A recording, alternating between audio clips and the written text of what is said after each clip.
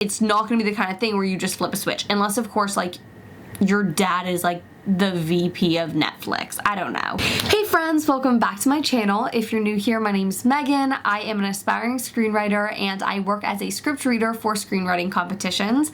Today, I just wanted to talk to you guys about different things you really need to know if you are trying to get into this industry, and especially if you're trying to be a screenwriter. Now, this is just from my experience. As I said, I'm still an aspiring screenwriter, so I don't know everything. I don't have all the experience in the world, but this is what I've learned from really following a lot of people in the industry, starting to kind of reach out to people in the industry and get their advice, and just what I've learned from the little bit of experience I do have. It's not gonna be easy. That's just the fact of it. It's not easy to break into this industry. It can be really, really hard. It can take years.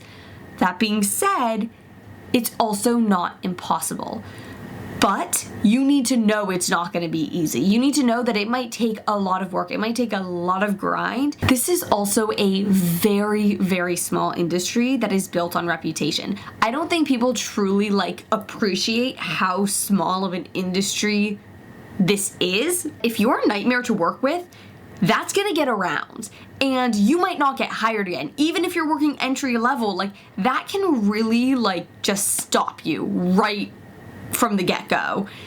On the other hand, if you are great to work with and a delight and you are happy to just help people out wherever you can, you could get a lot of opportunities from that. So your reputation in this industry is critical. So film writing and TV writing kind of have different tracks. So in this part, I'm specifically discussing TV writing. If you want to be a TV writer, there is a huge chance you're not gonna just get a job as a TV writer. That rarely, if ever, happens. So usually people will start on the support staff, maybe as an assistant or a script coordinator or a script supervisor. Some people will even start on the production side of things rather than the writing side of things. So if you can get a job in the industry, it's good to just get into the industry wherever you can if you're trying to kind of build up to anywhere, because you can start to build connections and network and really kind of be honest about what your aspirations are, and that can lead to opportunities. So don't dismiss the opportunity to get into the industry if it's not your dream job yet. There is a lot of working your way up in this industry. A lot of people don't necessarily want to hear this, but it's really important to be in LA. And I know that's ironic because I am currently wearing a New York sweatshirt, but if you want to be in the industry, you want to be around the people and have the opportunity to network with the people that can help you get in. Especially when you're starting out, there's definitely opportunities, especially as remote work becomes more and more available, to live somewhere else once you're established. But if you're trying to break into the industry, being where the people you want to be are is so important. And sometimes that can be New York. It just depends on where in the industry you want to be. If you want to be a writer for SNL, yeah, New York City's fine. You can definitely be in New York City. But if you're trying to write for TV shows and things like that that are streaming and the kind of things that get filmed and written in LA, be in LA. You need more than one writing sample. Do not come to people and say, oh, I've got a pilot. Oh, I've got a spec script. Oh, I've got a feature, if you don't have more. Because when people then come back to you and say, oh, this is nice, what else do you have? You don't want to say, oh, well, in a few weeks, I could probably get something together. You want to be able to say, oh, great, here's this. The more you can have solid samples, the better. But keep moving on things. One mistake I made early on with getting into screenwriting was I had this one pilot and I wrote oh my God, I think 11 plus drafts of the pilot. Nothing wrong with writing a lot of drafts. I continue to write so many drafts, but I stayed stuck on just that script for so long. I wish I had spent time developing more ideas and then writing drafts kind of as I ping-ponged between them a bit. And I would have had stronger drafts. I look back at that script now and I'm it's not on the same caliber of other scripts I've written because I would spend so long working on that, I wasn't developing my skills how I needed to.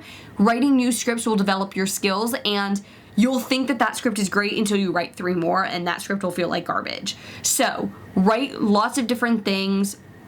If you have a genre that you want to be in, try and write as much as you can in that. But sometimes you have to just write something that's like interesting to you that is not nearly anything you usually write. Go for it. Take a little bit of time and do that. Like when you're not on the clock, when you're not being paid to write something, you write what you want to write. Especially if you want to work as a TV writer, so often for so long, your job is going to be to write towards the vision of a showrunner. Take the time to write the things you want. Get it out of your system so you don't feel like, I have all these stories I need to write, but I don't have time because I'm writing somebody else's story. Like, get it out, and that's gonna be the thing that gets you ahead because you're gonna have passionate stories that you've written. Now, this is a thing that I didn't really know or think so much about when I first started learning about the idea of being a screenwriter, but writers actually need representation too, and I don't mean like representation in the media. I'm talking about like agents and managers. This was something I didn't expect at all. I knew that actors needed agents and managers. I did not know it came on the writing side of it too. And what this really does is it kind of makes the process kosher when you're trying to get hired. If you're getting hired as like an assistant, you don't necessarily need representation yet. When it comes to like getting a job as a TV writer, your representation is kind of who vouches for you. One, they vouch for you as a writer and who you are and all of that, but also like it protects the studio and it protects you when you're sharing your scripts and things like that with executives when you haven't even been hired yet. There aren't only these huge agencies like CAA, Gersh, like those aren't the only agencies. So look at smaller agencies too, especially if you're getting started and you're starting to maybe send cold emails, things like that. Like, start with the smaller ones, because if you're a beginning screenwriter and you don't have anything to like vouch for yourself, getting into a big agency that's closer to impossible. That is closer to impossible. So I hope that this video was helpful for you guys. I know that there was so much I didn't know when screenwriting started to become like the career path I was looking at, and I've learned so much in the last, year or two that I've kind of decided to pursue this.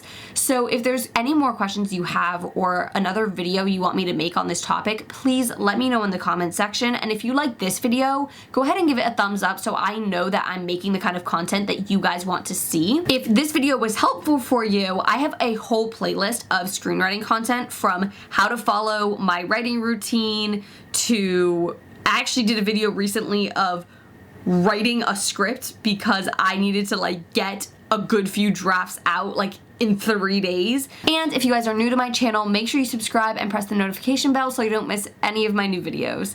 Thank you guys so much for watching. I'll see you next week. Bye.